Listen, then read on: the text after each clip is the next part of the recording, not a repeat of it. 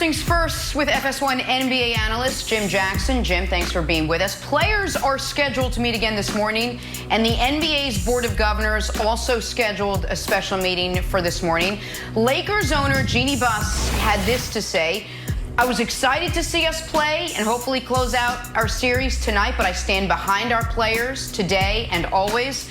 After more than 400 years of cruelty, racism, and injustice, we all need to work together to say enough is enough. Hashtag justice for Jacob Blake. Hashtag we hear you."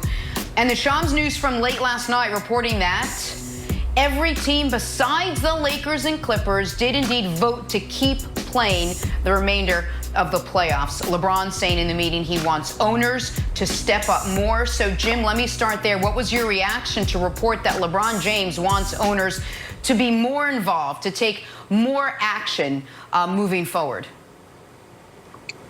Well, it's called accountability. And I'm going to go back to this. Listen, and I said this yesterday, it's always the right time to do the right thing. What bothered me a lot about these corporations, especially during the corona, and then because of the pandemic, a lot of corporations now jumped on the bandwagon, so to speak, in regards to social justice and racial discrimination, began to give money, began to, advertise and do ads, social justice issues. But to me, the same issues that plagued this country were there 5 years ago, 6 years ago. The time to be courageous was when it wasn't popular. Right now, a lot of people jumped on board and said, hey, we want to donate to HBCUs. Well, HBCUs been in the same predicament for years. They've been asking for some kind of assistance, but never have really gotten it from the majority of big American companies. But now they've gotten it. See, history teaches us, and this is the thing that I love LeBron about and other players who have stepped up in this position. We as athletes are looked at as just play your sport and dribble, shoot, pass, hit a baseball. But history teaches us that no matter what kind of laws that we pass, whether it's 1866, Civil Rights Act, okay, after Reconstruction, the 14th Amendment, 15th Amendment, Fair Housing Act of 1868, Civil Rights Act. All these laws got put into pen to paper for racial segregation. You have to tell somebody that it's not right to discriminate against someone of a different color. You have to tell someone that voter suppression is not right. You have to tell someone that discrimination in the public workplace is not right. See, what it tends to lead to is the thought process of how you view people. See, because you can have all the laws you want in the world, but if your view, what you're looking through your lenses, still sees a second-class citizen with a person that's not your color, the laws don't mean a thing. And before we can change anything else, we have to change the mentality or adjust the mentality of the people in power who still view the minorities as second-class citizens. And here's what's so crushing about this. NBA players are not asking for the end of systemic racism, for the fix of what is the greatest ail of America. They're not asking for anything more than the barest of minimums, which is for the folks who are literally paid to protect communities, not in many instances terrorize those communities, and then post-terrorization have no consequences whatsoever. That's what they are asked. That's what Cap was kneeling about when he first took a seat 4 years ago to yesterday. And that is what this movement is about. That's what Black Lives Matter is about. I don't care that there has been a narrative shift from charlatans saying, actually, it's about Marxism and the end of the nuclear family. No, it's not. It's about, can we have enough accountability to where black people's lives matter? And Wilds, I thought Doc Rivers in the press conference that we played said something that is a hot button issue, but he's right about. Here's something the owners can do right now. Use their political leverage to break the police unions. Now, let me say this. I am the son of a 35-year-old firefighter union president. There are pictures of me as a little boy on picket lines. I am union through and through.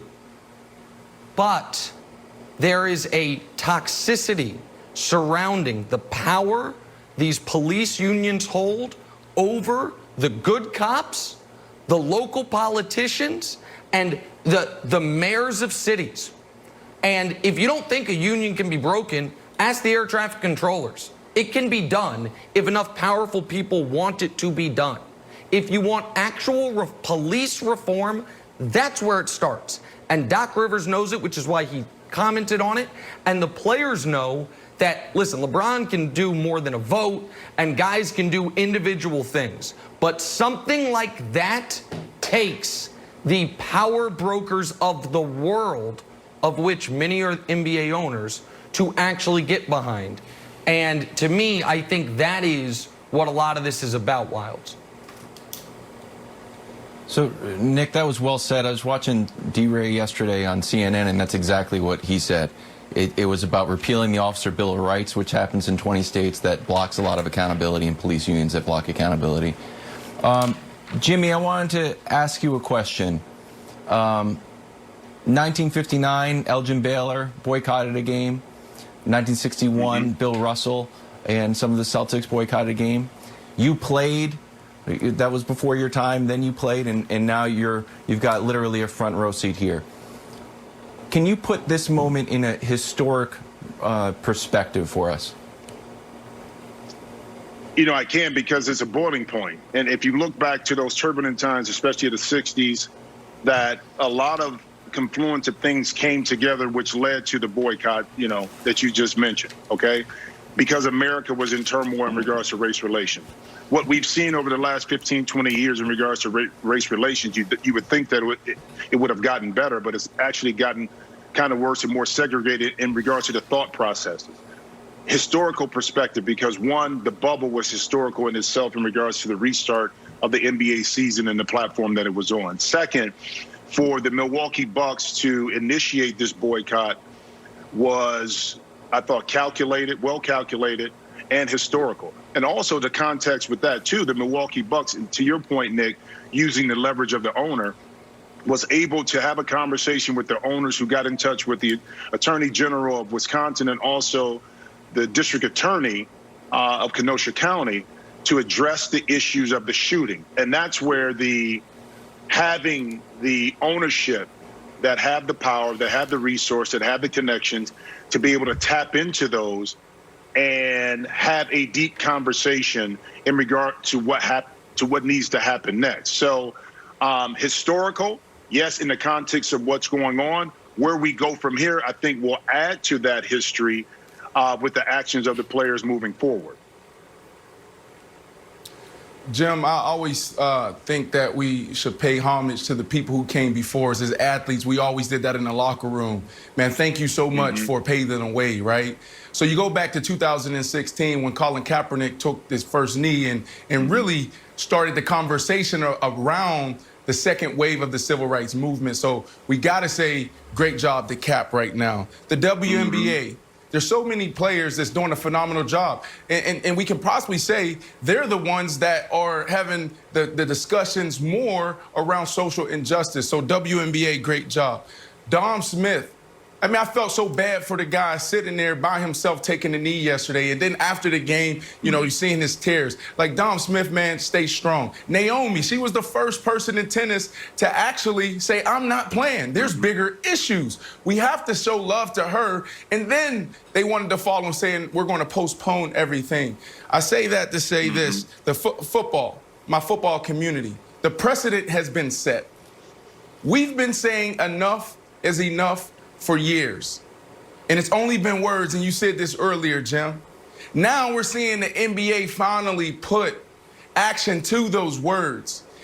If I'm an owner, if I'm a coach, if I'm a player, like right now I'm taking notes and figuring out, like, okay, when this happens again, because it will, statistics show that this is going to continue to happen. It may happen today, tomorrow.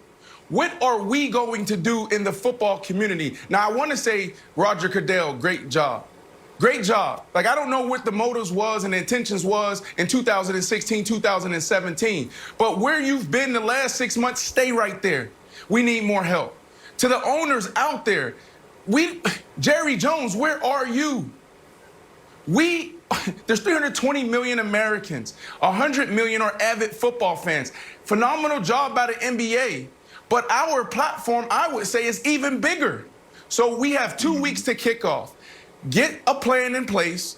Players, come together.